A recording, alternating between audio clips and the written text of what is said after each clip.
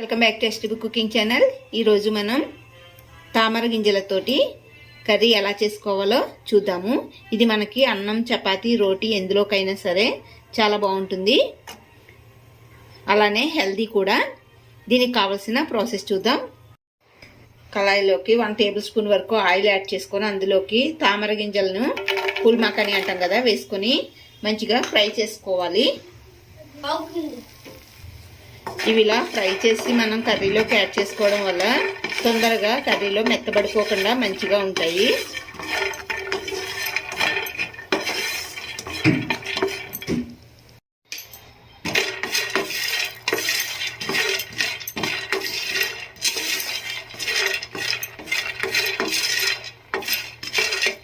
ఇవి ఇలా ఫ్రై అయిన తర్వాత మనం వేరొక ప్లేట్లోకి తీసేసుకోవాలి.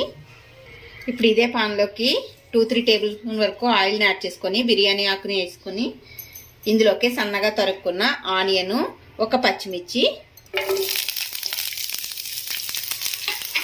ఆనియన్ అనేది మంచిగా గోల్డెన్ కలర్ వచ్చేంత వరకు కూడా మనం ఫ్రై చేసుకోవాలి. ఆనియన్ ఎంత మంచిగా వేగితే అంత టేస్ట్ అనేది బాగుంటుంది.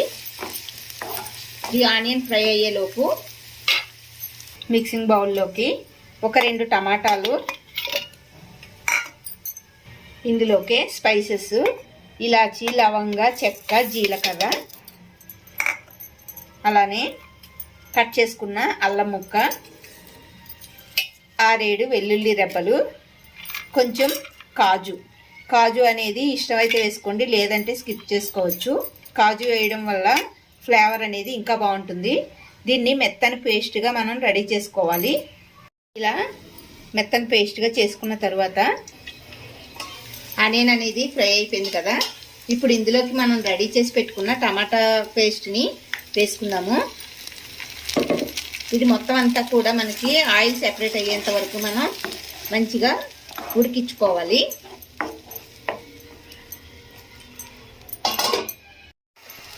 ఇలా ఆయిల్ అనేది సెపరేట్ అవుతుంది కదా, ఇప్పుడు ఇందులోకి 1/2 టేబుల్ స్పూన్ వరకు పసుపు, 1 టేబుల్ స్పూన్ ధనియాల పొడి, 1.5 టేబుల్ స్పూన్ వరకు రెడ్ చిల్లీ పౌడర్ వేసుకొని మొత్తాన్ని ఒకసారి మంచిగా కలుపుకోవాలి.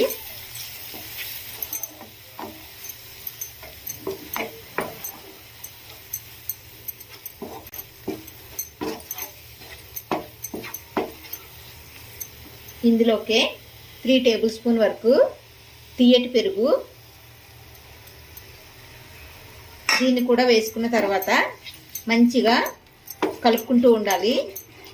అలా అయితేనే మనకి పెరుగు అనేది విడిపోకుండా, విరిగిపోయినట్టు అవ్వకుండా, ఉండల్లా కాకుండా ఉంటుంది.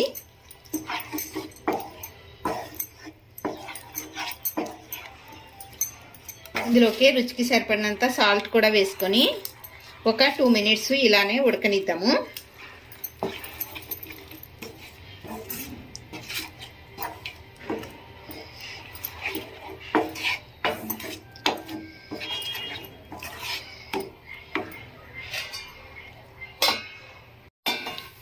ఇలా మంచిగా ఫ్రై అయిన తర్వాత ఇప్పుడు ఇందులోకి వాటర్ని యాడ్ చేసుకోవాలి.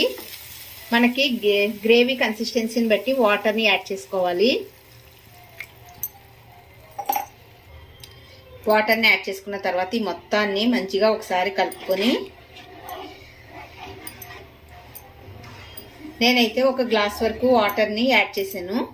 మనకి గ్రేవీ పలుచగా కావాలా, చిక్కగా కావాలనే దాన్ని బట్టి వాటర్ని తగ్గించుకొని లేదంటే పెంచుకొని యాడ్ చేసుకోవచ్చు. ఒక 2 మినిట్స్ హై ఫ్లేమ్ మీద ఇది ఇలానే ఉడకనిద్దాము.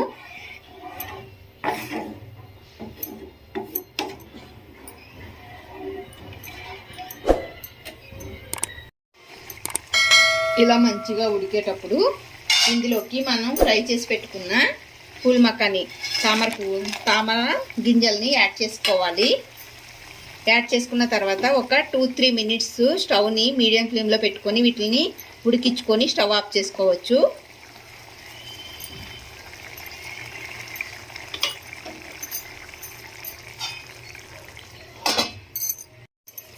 ఇలా కర్రీ దగ్గర పడిన తర్వాత ఇందులోకి కొంచెం కొత్తిమీరని యాడ్ చేసుకొని స్టవ్ ఆఫ్ చేసుకోవచ్చు.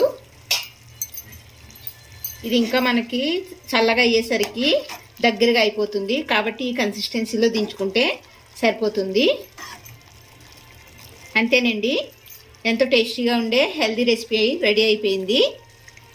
పూల్ మఖానీ మసాలా కర్రీ అనేది రెడీ అయింది కదా. ఈ హెల్దీ రెసిపీ మీకు కూడా నచ్చినట్లయితే లైక్ చేయండి ఫ్రెండ్స్. Thanks for watching.